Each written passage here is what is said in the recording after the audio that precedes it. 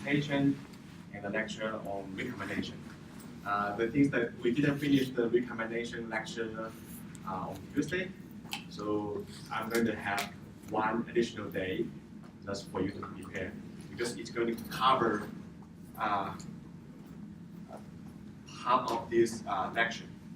So the quiz will be available tonight and until Monday night. So there will be an end date if you finish it before next Monday night. Okay, so we can continue our lecture. So last Tuesday, our lecture was cut off because of the fire alarm. So we need to continue finishing this half about recombination. So actually, it was right before we want to go into the paper, the required reading for recombination. Before we go into this paper, I want to review a little bit about what we learned last lecture about recombination. So we talk about recombination. So when at which stage does recombination happen during meiosis? And prophase 1 and too simple. What's the difference between crossover and gene conversion? What is gene conversion? Conversion is unilateral, so it goes in one direction. Yes. One chromosome isn't changed. Crossing Yes. over, they both exchange genetic information. Exactly. So, and then talking about recombination rate. What's the major difference between male and female in terms of the patterns of recombination? Which gender has a higher recombination rate overall? Female. Yes, female has a higher recombination rate. Why? Why female has a higher recombination rate compared to male?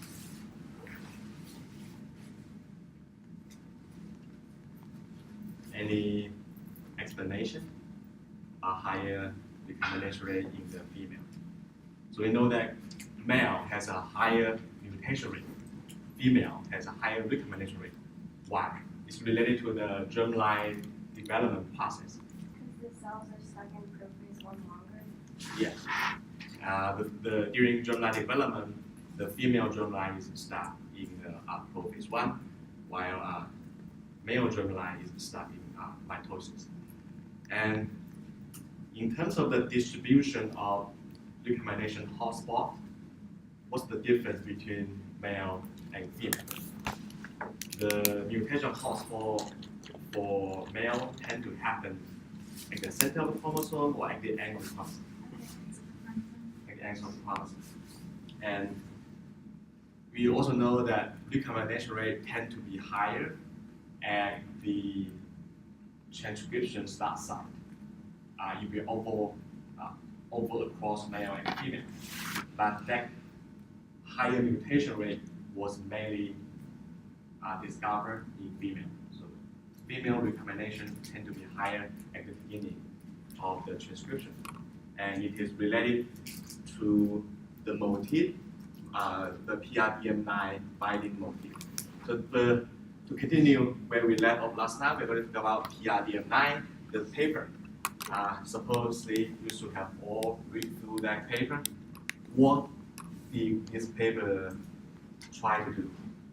Or anything you learned from this paper? What is PRDM9? What does PRDM9 do? Methyltransferase. What's that? Is it a methyltransferase? Yes. PRDM9 can methylate a specific position in histone. And that's what it, in terms of the molecular function. And what else? Anything you learn from that paper after you read it?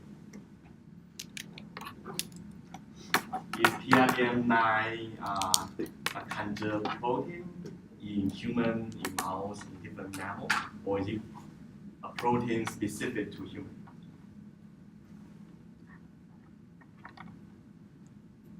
Any guess? So yeah, Like it's not just specific.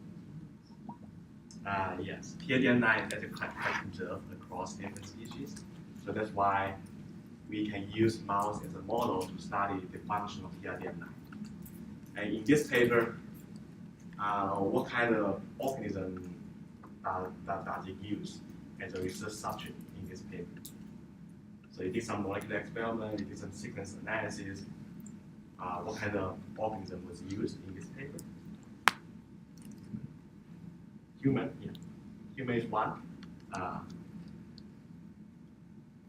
Yes, it's mainly working in human, but we also use mouse in this study. Okay, so going into this study, this is the background before the authors start this study. So it was already known that double-strand break is the origin of recombination. You need to have double-strand break, and then there's a machinery trying to repair those double-strand break. And one of the major repairing system is homologous recombination. And as a result of homologous recombination, it leads to crossing over or gene conversion. So the distribution of double-strand break determines where recombination will happen. And double-strand break is not randomly distributed across the genome. Some parts of the genome has more double-strand break than other parts. And that's why recombination rate is not uniformly across the human genome. Actually, talking about recombination rate, what is the scale of recombination rate per generation? So remember that commutation rate is about 10 to the negative 8 per generation. What about recombination? It's the same. Yeah, it's the same schedules. So in terms of double-strand break site, some features of the DNA sequence or some methylation features of those sequence is associated with double-strand break. And it is found that a common formatting features is a trimethylation of lysine 4 of histone 3, usually is abbreviated as S3K4 trimethylation. This kind of is actually an epigenetic feature, so it doesn't change the sequence. It only modifies those nucleotides and also the histone. So this specific histone modification defines double-strand break in both yeast and mouse. So it's actually quite conserved in evolution. Question. So you could potentially have a mutation for the protein that trimethylates lysine 4 that could cause a greater rate of double-strand breaks. Yes. That could then Yeah. lead to like a higher rate of recombination. Yes, it's possible. So basically, the level of trimethylation can determine where double-strand break happens. So if you imagine that there's a mutation that increases the amount of trimethylation at a specific place or decrease the amount of trimethylation in some other place, it can change the distribution of recombination hotspots. And in humans, most crossovers is not evenly distributed, similar to other organisms. And they are usually restricted to some smaller region in the genome. And those narrow region, usually 1 to 2 kilo base pair long, is called recombination hotspot. And so those hotspots, when you talk about hotspot, is just in each hotspot you can get the DNA sequence. Assume that looking across the human genome, you collect the sequence at all the hotspots, and you try to compare the sequence, try to see if there's any commonality across those sequences. And based on that kind of sequence comparison, what researchers found is that among those hotspots, they tend to have it's called 3-mer motif. Basically, it's a sequence that has 3 base pair long, and this 3 base pair long motif is very commonly observed across hotspots. It suggests that this sequence motif is doing something, is likely controlling, determining that this specific place to be a hotspot. And genome-wide, this motif can explain about 40% of the hotspot. So naturally, it is proposed to be one of the determinant of recombination initiations. And in mouse experiment, it was found that there is a genetic locus that are responsible for the distribution of recombination. And genetic mapping is a technique that try to locate genes that are responsible for a specific trait. In this, actually we're going to talk about genetic mapping in this lecture later.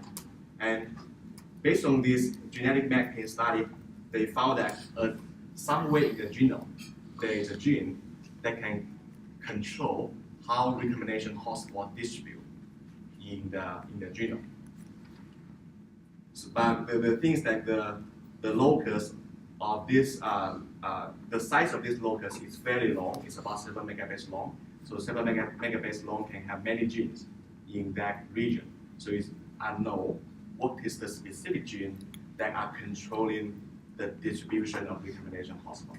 And the purpose of this research is to look at this specific region. So it's a long region.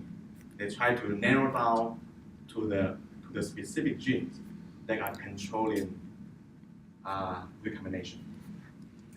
So the first thing that was done in this paper was called fine mapping of the genetic locus. Fine mapping basically is trying to locate a specific gene responsible for a trait. So we don't need to go into the detail of this research, but usually the way to do fine mapping is that either you collect, in order to do genetic mapping, you need to have family data. Basically, you have G1, like the parents, and you have the offspring, and then you can collect many that kind of design. The more you collect, genetic mapping based on how many meiosis happen in that category.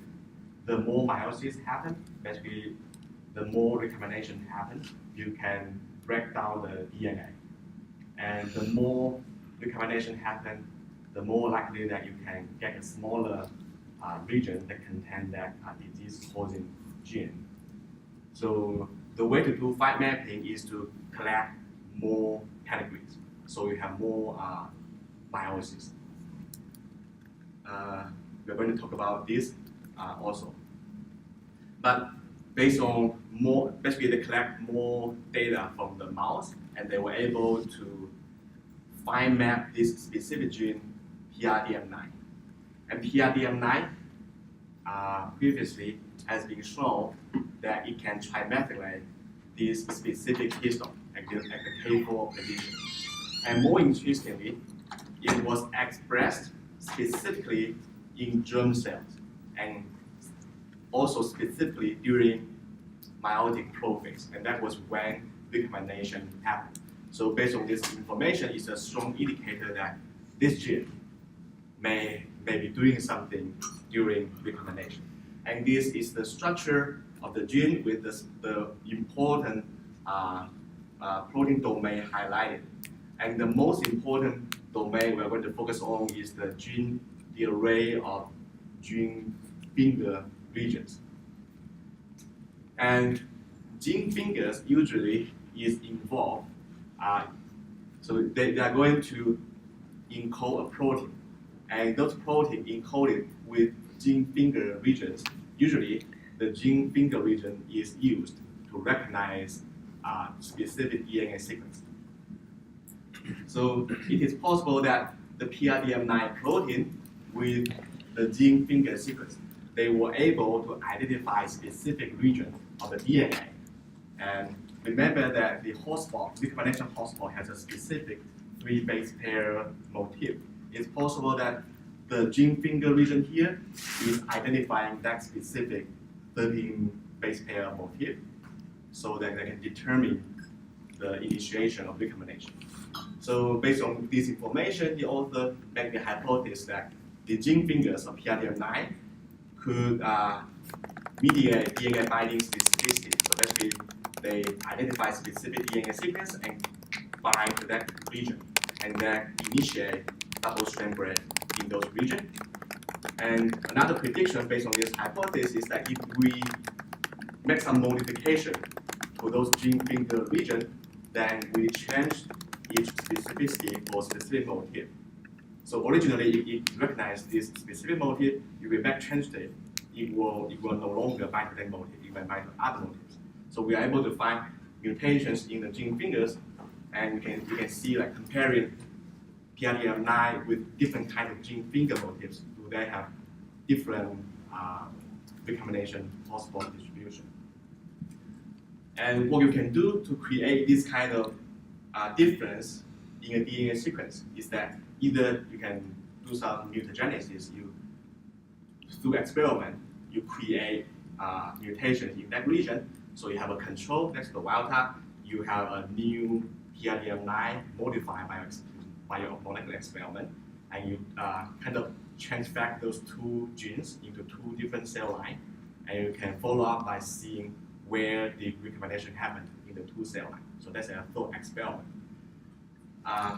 Another easier experiment you can do is that try to look at the natural population. Like, for example, look at mouse and try to see do we have natural genetic variation in those regions. You don't need to create it. Instead of creating the variation by yourself, you can try to find variation in the natural population and to see for mouse that carry different genetic variation in this region, do they have different recombination hotspots? Question? How many samples, like, what kind of scale of a sample would it take to have, not like definitive, but reliable findings about natural variation in that region? So for natural variation, right? Not for like your own molecular experiment. For natural variation, it's kind of like, so you're comparing two group of samples. One group has one, think about it as just one genetic variation. Think about it as a SNP. If we have a SNP in this region, right? So we have two alleles. One allele is the wild type. The other allele is the mutant allele. You compare individuals that carry the wild type allele and the individuals that carry the mutant allele and see if they have a specific hotspot in a specific position. Okay, you treat the hotspot as a trait. So you're trying to compare. You're actually doing an association analysis between this specific SNP and a specific trait. For that kind of association analysis, you usually need at least like scores of samples. That's the minimum. That usually it's better to have a few hundred samples. And these are the sequence from two mice strand, and so those are the sequence corresponding to the gene finger region, and each row here correspond to one gene finger. And you can those two sequences are very different across themselves. And looking at just one species, in this species, the gene fingers are usually very, very conserved for most of the positions.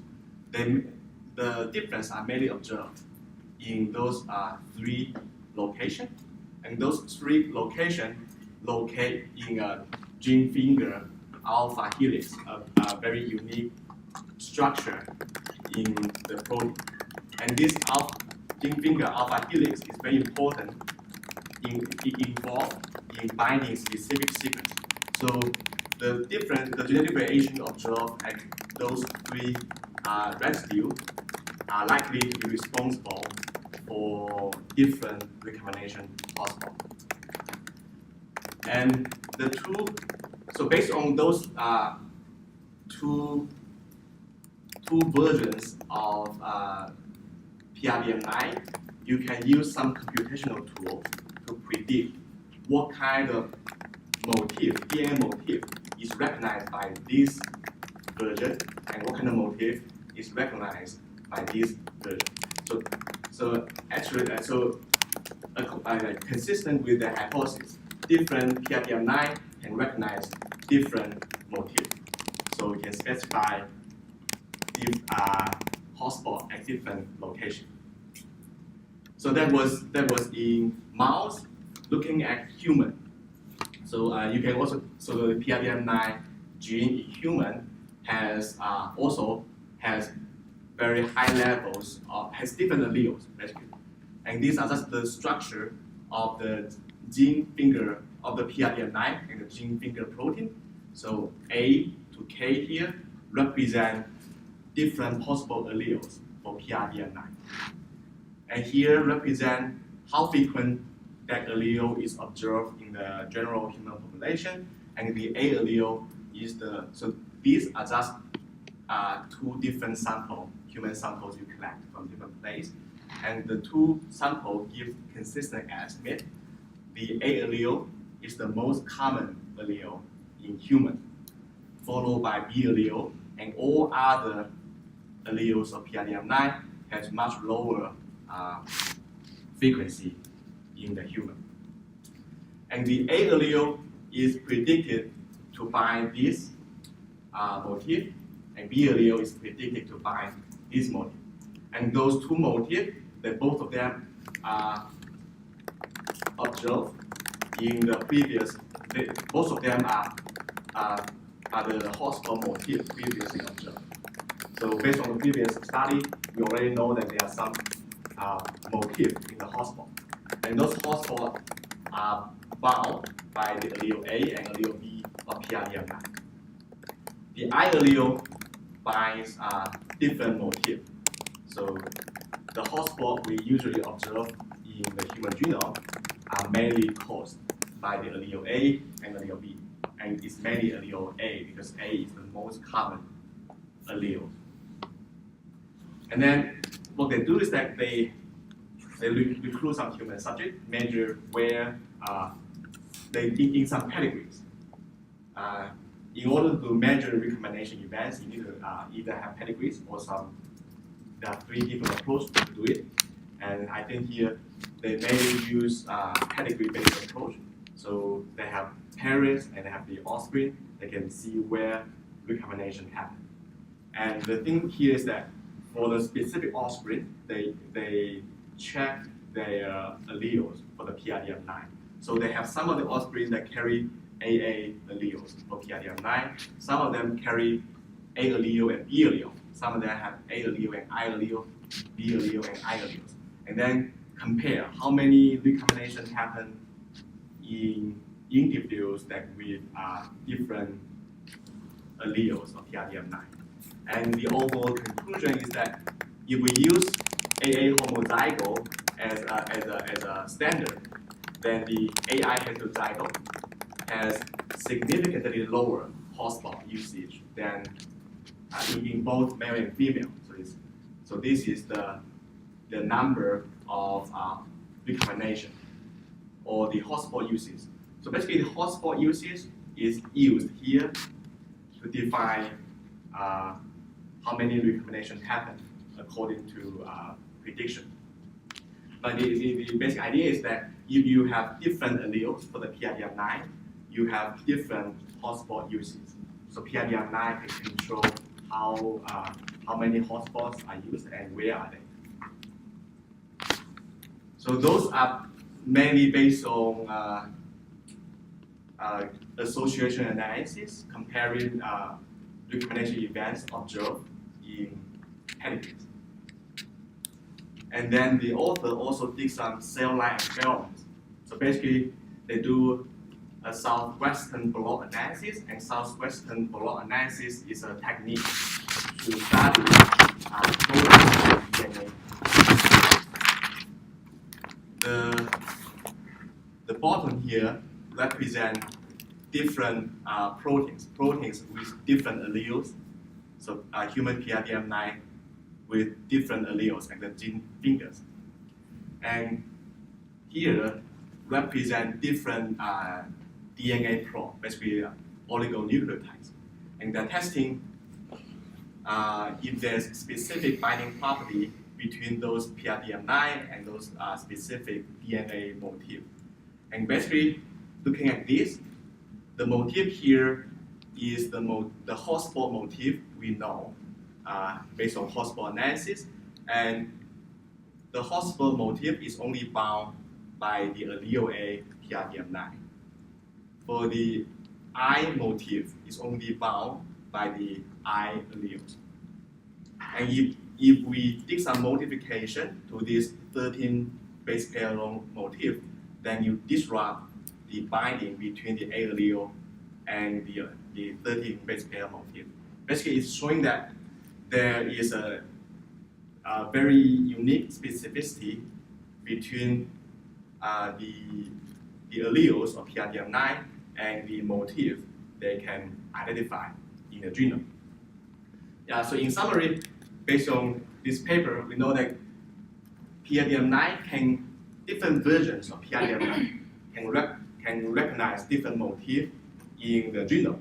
Once they recognize that motif they bound with, they initiate double-strand break, and that specific molecular mechanism currently is still unknown. We know that PRDM9 will recognize those motifs and you bound it, but after they bound to that specific position, what happens afterwards is still under research.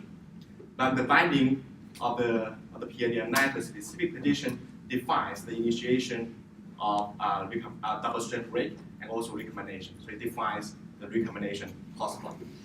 And in terms of the possible molecular mechanism to initiate double-strand break, it's possible that it's related to the trimethylation, trimethyl transferase activity of PRDM9. And it's also possible related to the recruitment of other double-strand break machineries. And so, for example, one of the key protein in double-strand break formation is SP011. So it's possible that after the binding of PRDM9 to a specific location, it will recruit SP011 to that location and then initiate double-strand break. But the specific mechanism is still under research. And that's it for the recombination lecture. And for today's lecture, we're going into linkage analysis. And it's also related to recombination. Linkage analysis is based on recombination. And because recombination defines how strongly two genetic markers are linked. So before I go into this lecture, any questions about recombination? No? Okay. So for this lecture, we are going to talk about Mendelian disease and linkage analysis. Linkage analysis is the traditional method used to identify genes that are responsible for Mendelian disease. Question? No, stretch.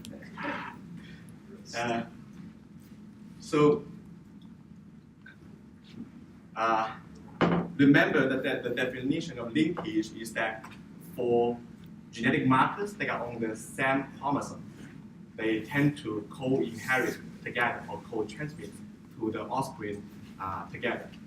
So if there's in order for a gene for genetic mutation that can cause a specific disease, in order to identify that mutation, we don't need to get all the mutation in the genome. If we get all the mutation in the genome, we cover the disease-causing mutation, but we need to get too many mutations.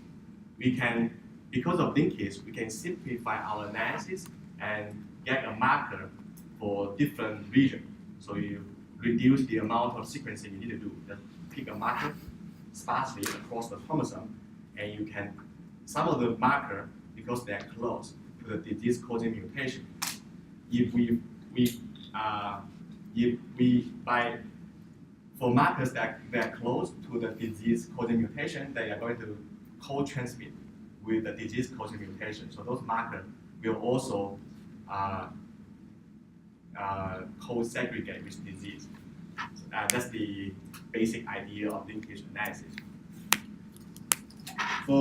Before I go into Mendelian linkage analysis, I want to introduce the concept of Mendelian disease. It corresponds to complex disease. Mendelian disease usually refers to the simple genetic disease that follow the Mendelian's inheritance law. And they usually are monogenic, basically means that they are controlled by one gene. And based on where that gene locates in the genome, it could be autosomal or it could link with the sex chromosome. Based on the dominance mode, it could be dominant mutation or it could be recessive mutations.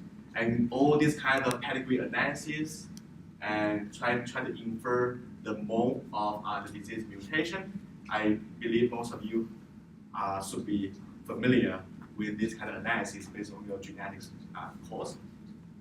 For example, for this is an example of autosomal dominant disease. And so the disease mutation locates on the autosome, and because it's dominant, so everyone carry a mutation will have the disease. If one of the parents has the mutation, then for each offspring, there's a 50-50 chance of affected or unaffected, depends on which chromosome they get from this specific parent. And this is the case for autosomal recessive disease. And I'm not going into detail for those cases. And those are some well-known examples for Mendelian disease, for autosomal recessive, sickle cell anemia, cystic fibrosis, PKU, are all classic cases of autosomal recessive disease. So patients need to have 2 copies of the disease mutation in order to have the disease. Autosomal dominant, classic example is Huntington's disease. They only need 1 copy of the mutation to have the problem. Those are autosomal. Do we need to know the specific diseases in their genes and stuff for the test? No, you don't need to know you don't need to remember that PKU is autosomal recessive. No, but if I give you a pedigree like this, you should be able to infer that it is autosomal dominant. Okay. So it's not new for this lecture. It's something we already know. For sex-linked inheritance, basically the disease mutation locates on the X chromosome, so the chance of having the disease is slightly different for the son and for daughter, because the son will have the Y chromosome from the father and then only the X chromosome from the mother. And if the mother is a carrier of a specific recessive mutation, the mother is okay, it's unaffected because the mother has only 1 copy of the mutation. But all the daughters will be unaffected because the father, the X chromosome, doesn't have the mutation. So all the daughters is going to have at least 1 normal X chromosome from the father. For sons, they have a 50% chance of having the disease because they have a 50% chance of getting the X chromosome with the disease mutation. The Y linkage trace is always transmitted to the sons. There's no escape from this. So I mentioned that Mendelian disease are usually monogenic. They usually are controlled by 1 gene, but sometimes Mendelian disease also refers to genetic disease that are controlled by a few locus. And those few locus could be they could be all as causative genes. Basically, for the genes that locate in the same pathway, if one of them break down, then that whole pathway break down, and that mutation can cause a specific disease. But for genes that are in the same pathway, any one of them, as long as they break down, the whole pathway has problem and that can cause the same disease.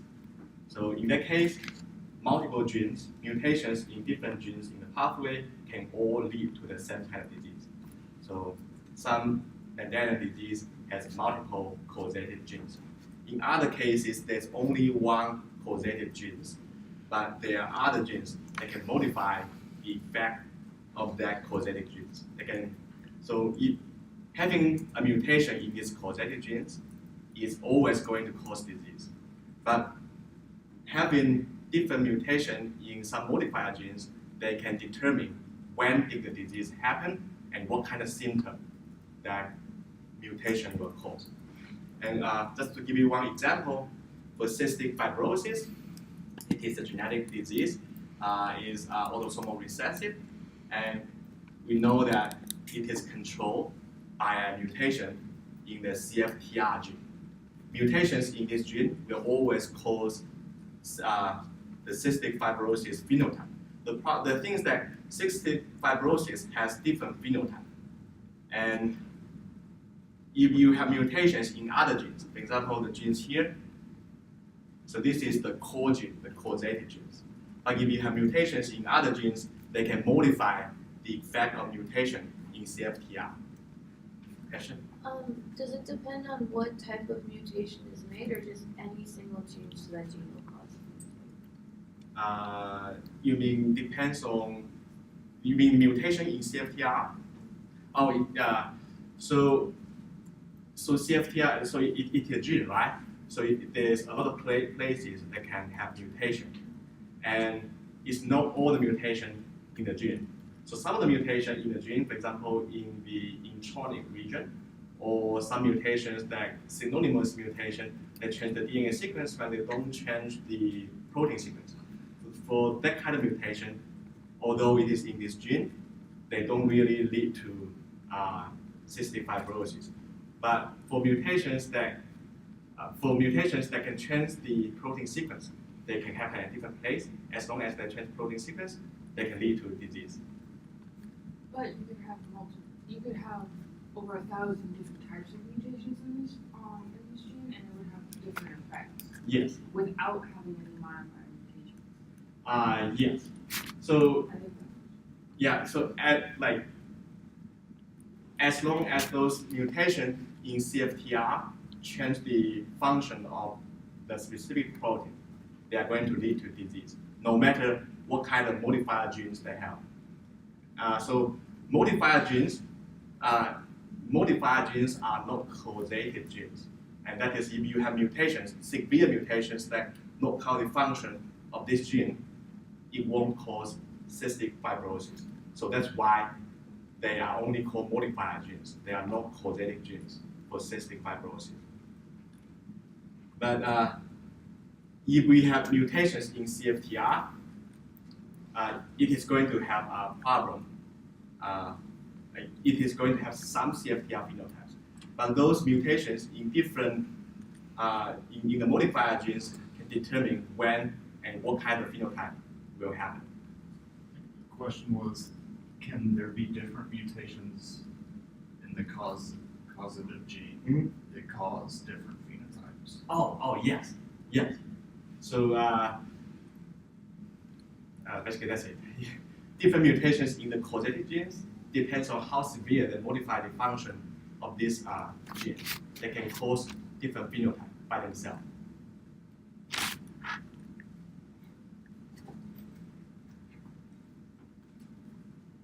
So Mendelian gene is always usually mentioned in the context of comparing with complex disease and complex trait.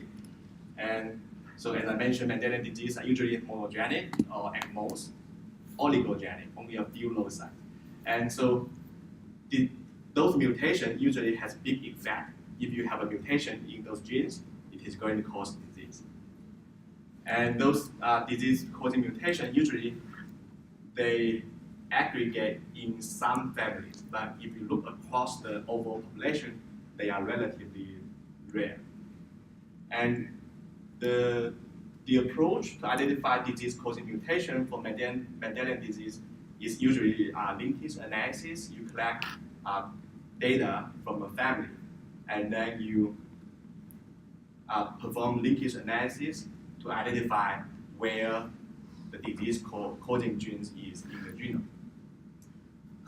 So complex disease are those that do not follow simple Mendelian inheritance laws, and they are usually controlled by many locus in the genome. It's not just a few locus. If it's only a few locus, it's called oligenic. If it's controlled by many genes, it's called polygenic. So because it's polygenic, each gene only control a little bit, only has modest effect on the trait. And that kind of mutation is usually common in the general population. For example, complex trait, height, type 2 diabetes, obesity, heart disease, all those diseases are considered as complex trait because they are controlled by many genetic locus.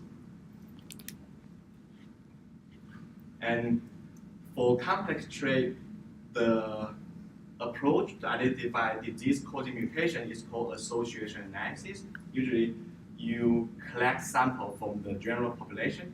You don't need them to be from the same family. You collect individuals that are unrelated, and then you can compare individuals that has the disease and individuals that don't have the disease. It's called association analysis. Is there any relationship between like the fatality or like life-threatening diseases and whether they're polygenic or monogenic? Yes. Usually, monogenic disease is more severe, and monogenic disease is usually is a major problem in newborns. So, and a lot of fatality, lethal disease happens before the infant was born. And for complex disease, it's usually because it's highly polygenic and it's also controlled by environment. So complex disease usually is not as severe as Mendelian disease. And for example, for cardiovascular disease, cancer, type 2 diabetes, they're all complex disease, and they all tend to happen later in our lifespan. And Mendelian disease is usually considered as simple disease because it's relatively easy to identify the disease-causing mutations. Before I go into the linkage analysis, I want to give you a 5 minutes break. There's a method that's used to The identify important things. chromosome segments, usually indicated by some genetic marker, try to identify those genetic markers that co-segregate with disease, with the disease through families. Basically, the underlying assumption is that if this genetic marker co-segregate with the disease, then it is co-segregating with the genes that are causing the disease. And this is an example in a pedigree. Assume that this took place with a genetic marker. So we don't know where the disease-causing gene is, but we can choose some marker across the chromosome. And paying attention to this region co-segregate in all cases that have the disease. So basically, it helps us locate to this region that have the disease-causing genes. And imagine if there's no recombination, then we can still map the disease-causing gene, but we can only go to the level of the whole chromosome, right? So if there's no recombination, then it will be all black, and then all the cases that has the disease is carrying this whole chromosome. So in that case, we can only map the disease gene to a specific chromosome. And so in this case, recombination is our friend. If we have the more recombination we have, it can break down the original chromosomes and can help us locate, for example, for this specific region, it is appear in these videos, but it doesn't cause disease. So we can rule out that, okay, this region doesn't cause disease, and it kind of help us locate to a smaller region. Imagine that you have and recombination kind of happen differently. It's not deterministic. So in different family, there are different recombination events happen. So you can have different segments of the original chromosome. So if you have either you have a bigger family tree, like you get more individuals, you can also get more.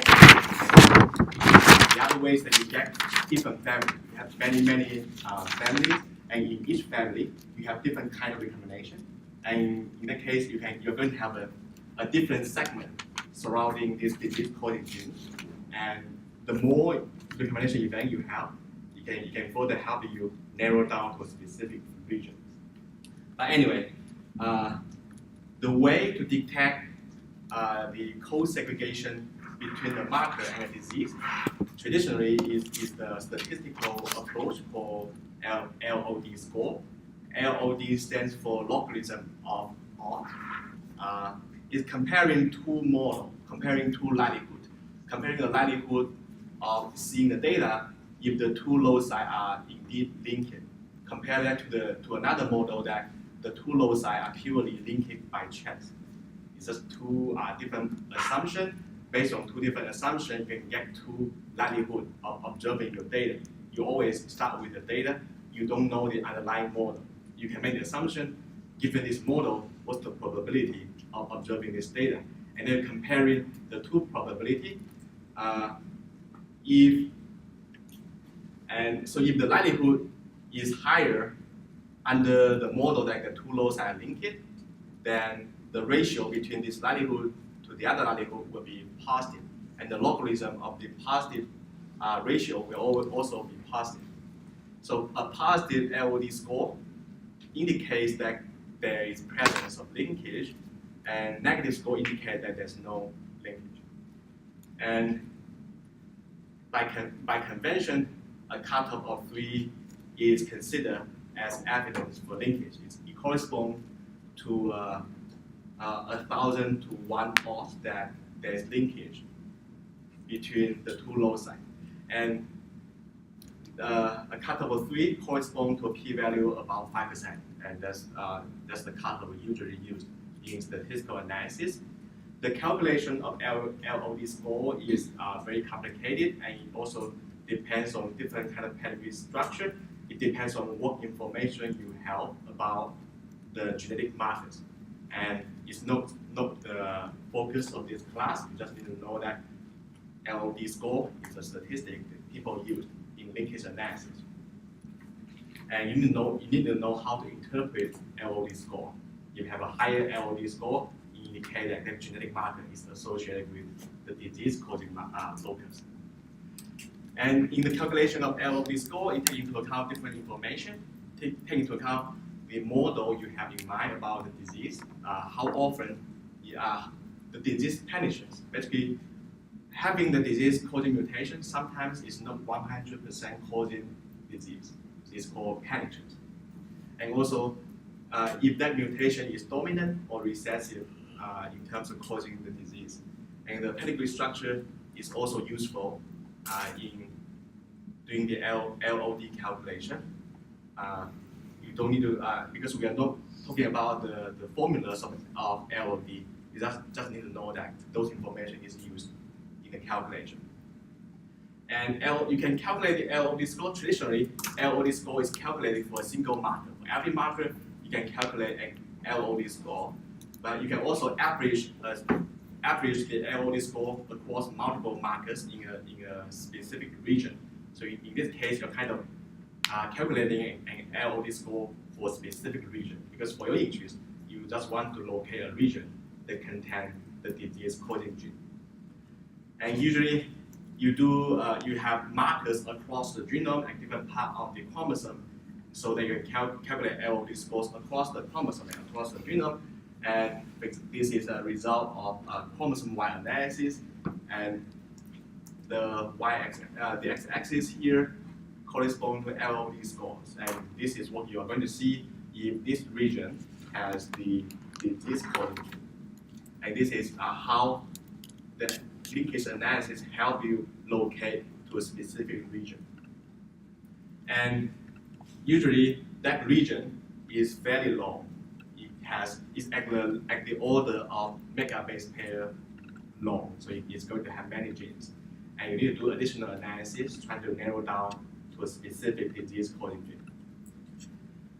In terms of the limitation of linkage analysis, because it relies on pedigree data and it relies on the families that carry that specific disease mutation, it's usually difficult to carry to collect a large number of pedigree data. It's very effective for rare disease, rare Mendelian disease, but it's not as useful for complex disease. For example, we won't be able to use a linkage analysis to find mutations that are increasing high or mutation that is increased risk of obesity. And one major limitation, as I mentioned before, is the low resolution, because linkage analysis relies on the number of recombination events in the family tree, because it usually based on a small pedigree. The number of recombination happening in your family is usually small, so basically that chromosome was not break down enough. So this is just an example. The resolution it can go to depends on how many recombination happen. The more recombination happen, the more likely that you can narrow down to a smaller region. And next lecture, we're going to focus more on association analysis. And one major difference between association analysis and pedigree and linkage analysis is that association analysis is able to get to a smaller genomic locus, because association analysis use unrelated individuals. But all individuals, although we say that they're unrelated, basically individuals are from different families. But even for individuals, for all of us, they are from different families. Historically, we are connected through some common ancestor a long time ago. And if you think about that big family tree, a lot of recombination happen. So we have a smaller genomic region we can go down to for disease coding gene. We're going to talk more next lecture when we introduce association analysis. But linkage analysis usually help us locate to a region that is usually a few megabase long. And traditionally, when we do linkage analysis, we usually just use some microsatellite we don't as genetic marker. Now, with whole genome typing and sequencing, we can use all genetic variants as our marker, as long as for any kind of genetic variant, a single nucleotide variant, they can all serve as genetic markers. So now we can have genome-wide genetic markers. It doesn't really help much in terms of going down to a specific region, because that region is determined by meiosis. It's not determined by how many markers you have. But coupling more genetic marker and also more pedigrees, it's possible that it can go down to a smaller region. With whole genome sequencing, the benefit is that because you are covering all genetic variation in the genome, you can be very confident that you cover disease-causing mutation. So because you include the disease-causing mutation, there's a potential that you can go down to the disease-causing gene. So basically, based on linkage analysis, it helps you locate to a specific region. With whole genome sequencing, you know all the genetic variation in that region. And you can perform additional analysis by looking at where did those mutations happen. Some of the mutations happen in the non-coding region, Some of them happen in the coding region. Some of them, for example, change the amino acid sequence. Some of them resulting in protein truncation. By prioritizing mutations that are more likely to cause disease, you have a higher chance of identifying disease-causing genes and disease-causing mutation. And this is actually one of the major applications of linkage analysis in the modern age, coupling with whole genome exome sequencing. Because of the cost, right now, whole genome sequencing and exome, whole genome sequencing is definitely still quite expensive, but you can use whole exome sequencing. So in application right now, researchers are using whole genome sequencing for few individuals or whole exome sequencing for more individuals in order to identify disease-causing mutation. And the idea is still based on pedigree data, is that if you are able to sequence the exome or genome of the offspring and the parents, you have the potential to identify, in this case, de novo mutations that are causing disease. So usually in some cases, even with only sequencing the proband, you can still identify the disease-causing mutation. The problem here is that because of the sample size, you won't be able to perform the traditional statistical analysis. You won't be able to have an LOD score based on this analysis. Instead, you need to use a filtering approach. Imagine that you only have the genome sequencing data for one individual. So you know where the genetic variation are, and then you try to identify among those genetic variation, about like 5 million of them, where is this specific disease mutation. You can apply a bunch of filtering approach to identify mutations that are predicted to be deleterious and mutations that are rare. And those mutations serve as a candidate for the disease-causing mutation. So this is the filtering approach currently used in practice, is that you start with sequencing a few individuals. Usually, like you can sequence only one individual, and then you sequence some as control. What you can do is that you exclude variants that are not shared by affected individuals. The assumption here, basically going through this filtering approach, they make a lot of assumptions. The first assumption is that if the disease-causing mutation should be shared, if you have multiple children that share the same disease, it's very likely that should share the same disease-causing mutation. So if we find a genetic variation that is not shared across the affected individuals, then we can exclude those variants. We can also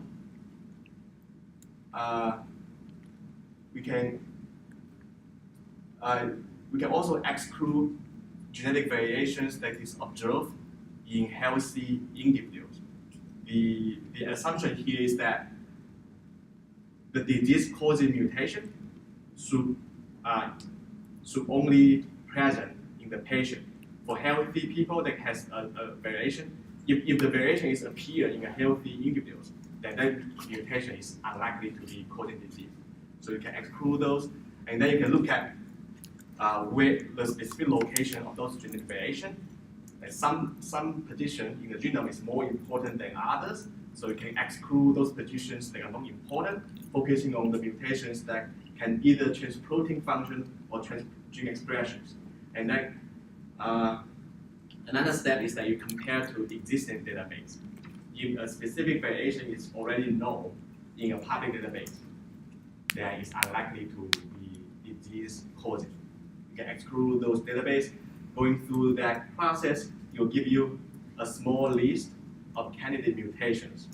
And based on those candidate mutations, you can look at where they are in the gene, which gene has those mutations, you have knowledge about that specific genes. So it can give you some idea of how likely that mutation can cause disease. And based on those information, you can design like molecular experiment, or you can design mouse experiments to further prove that that mutation is disease causing. Sometimes after you get this candidate mutation, you can collect more data. You can either sequence more category to see if they also have that mutation in those patients. So from this study, clinical exome sequencing is only recently in use, and there's still a lot of debate about whether exome sequencing is useful for us to identify disease-causing mutations. And because because that whole genome exome sequencing right now is purely based on the filtering approach. So there's really no guarantee that you are able to find the disease-causing mutation. And exome sequencing is only covering like 1% of the genome. But so in this specific study, they try to evaluate the effectiveness of whole exome sequencing in diagnosis. So they follow about 2,000 patients. Those patients, they have no diagnosis based on the traditional approach. Those patients, they visit their physician. The physician could not diagnose based on the symptoms they have. So they refer those patients to do an exome sequencing, and based on exome sequencing, they go through the filtering approach. They locate a few candidate mutations, and for some of the mutations, they can further do verifications. And those mutations, if they have enough knowledge of that mutation and enough verification, then they can diagnose that those patients are caused by this specific mutation. So averaging over that 2,000 patients, they were actually able to diagnose for a quarter of that. So it's actually quite effective, and they were also able to determine. For those 25% of the patients, they identify the specific disease-causing mutation. They know which gene those mutations locate, and based on those knowledge, they can actually already develop treatment plans for those patients. So overall, even with sequencing 1% of the genome, we are able to make significant progress in diagnosing patients that are otherwise not diagnosed. So that's all the content I want to cover for today. For the next lecture, we are actually going to talk more. I'm going to still talk about linkage analysis, but in the context of in comparison to association analysis. Before you end the class, any questions? Okay. Remember that we have our quiz available tonight. It will be available until next Monday. It will